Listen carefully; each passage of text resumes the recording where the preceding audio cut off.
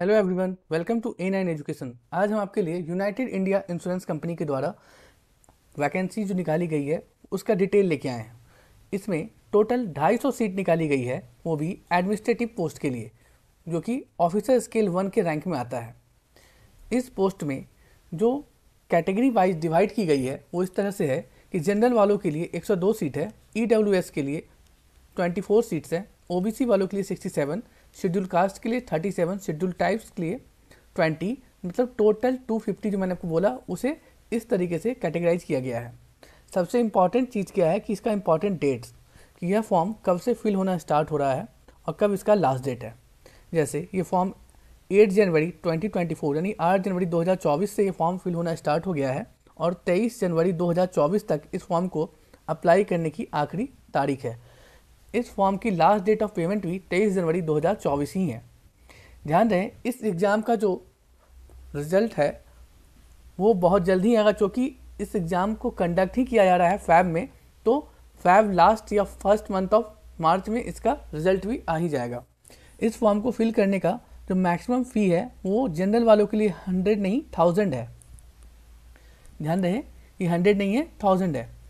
और schedule caste, schedule tribes और physically handicap वालों के लिए 250, यानी आप जनरल वाले हों, OBC के हों, EWS हो, इन तीनों के लिए 1000 रुपये फ़ी रखी गई है। और इस फॉर्म की जो एज लिमिट रखी गई है वो मिनिमम जो है 21 ईयर्स है और मैक्सिमम 30 ईयर्स। और जिन लोगों का एज रिलैक्सेशन का है कि वो एज रिलैक्सेशन में आते हैं तो वो जाके उसकी क्राइटेरिया को देख लें अच्छे से, क्या वो उसको फुलफिल कर रहे हैं या नहीं कर रहे हैं। इस डिटेल को हम डिटेल में जानेंगे, समझेंगे इसकी ऑफिशियल नोटिफिकेशन को देख के। तो चलते हैं ऑफिशियल नोटिफिकेशन पे। अब हम लोग यूनाइटेड इंडिया इंश्योरेंस कंपनी के ऑफिशियल नोटिफिकेशन के पेज पे आ गए हैं। यहाँ आप देख सकते हैं कि जो रिक्रूटमेंट हो रही है वो 250 सीट्स के लिए हो रही है, जो कि एडमिनिस्ट्रेटिव ऑफिसर के लिए निकाली गई है, जिसे हम लोग जर्नलिस्ट भी कहते हैं। यह वैकेंसी बहुत ही कम निकलती है, इस साल अच्छी खासी वैकेंसी निकली है, 240 सीट्स हैं। और जो ये रैंक है वो स्केल 1 रैंक है, क्योंकि आपकी सैलरी काफ़ी अच्छी होगी, ये पोस्ट भी काफ़ी अच्छा है। तो टोटल वैकेंसी जो है वो 250 आप यहाँ देख रहे हैं। कैटेगरी जो मैंने आपको वीडियो की स्टार्टिंग में बताया है सेम तरीके से यहाँ कैटेगराइज किया गया है कि SC वाले के लिए 37, ST वालों के लिए 20, OBC के लिए 67, EWS के लिए 24, जनरल के लिए 102, इन टोटल 250 सीट्स हैं। अब जान लेते हैं इसके आगे डिटेल्स में क्या क्या इन्हें रिक्वायरमेंट है फॉर्म फिल करने के लिए। इंपॉर्टेंट है एलिजिबिलिटी क्राइटेरिया, जो इन्होंने दो तरीके से डिवाइड करके रखा है। एक नॉर्मल सा है कि हर कोई नेशनलिटी और सिटीजनशिप, मतलब वो भारत का होना चाहिए। अगर वो भारत से नहीं है, नेपाल से है, भूटान से है, या फिर किसी तिब्बतन रिफ्यूजी है जो किसी बाहर से आके इंडिया में बस गया है बिफोर 1962, ठीक है ना, तो उनकी जो डिटेल्स है उस तरीके से दिया गया है कि वो इंडिया ओरिजिन के हों लेकिन माइग्रेट हो गए हों कहाँ से, दूसरे कंट्री से, लाइक पाकिस्तान हो, बर्मा हो, लंका हो। तो बहुत सारे कंट्रीज़ की लिस्ट यहाँ दी हुई है, वो आप देख लीजिए कि अगर जो लोग दूसरे कंट्री से आए हैं अगर उनको यहाँ की नागरिकता मिल गई है तो वो अप्लाई कर सकते हैं, नहीं तो अप्लाई नहीं कर सकते हैं। एजुकेशन क्वालिफिकेशन, एजुकेशन क्वालिफिकेशन उनकी मस्ट, यानी कि 31/12/2023, ये जो डेट आप देख रहे हैं 31/12/2023, आपका जो एजुकेशन है वो यहाँ तक कंप्लीट हो जाना चाहिए, आपको मार्कशीट मिल जाना चाहिए। और आपकी जो डिग्री होगी कंप्लीट वो होगी 60% मार्क्स आपको रहेगा, तो ही आप इस फॉर्म को फिल करने के लिए एलिजिबल हैं। क्योंकि इसमें मिनिमम जो डिग्री है वो ग्रेजुएट की है, आप ग्रेजुएट होने चाहिए लेकिन 60% मार्क्स के साथ। नेक्स्ट जो आपका देख रहे हो वो जो सर्टिफिकेशन आप लेंगे वो किसी UGC या AICTE अप्रूव इंस्टीट्यूट से ही होना चाहिए, ठीक है, ये ध्यान रहे आपको। थर्ड जो इसका एज क्राइटेरिया है वो यही है कि मिनिमम एज जो है ना वो 21 ईयर्स रखा गया है, जो 31/12/2023 तक आपका फुलफिल हो जाना चाहिए। अगर 31/12/2023 तक 21 वर्ष पूरे होने में अगर 1 दिन 2 दिन बचे हुए हैं तो भी आप इस फॉर्म को फिल करने के लिए एलिजिबल नहीं है।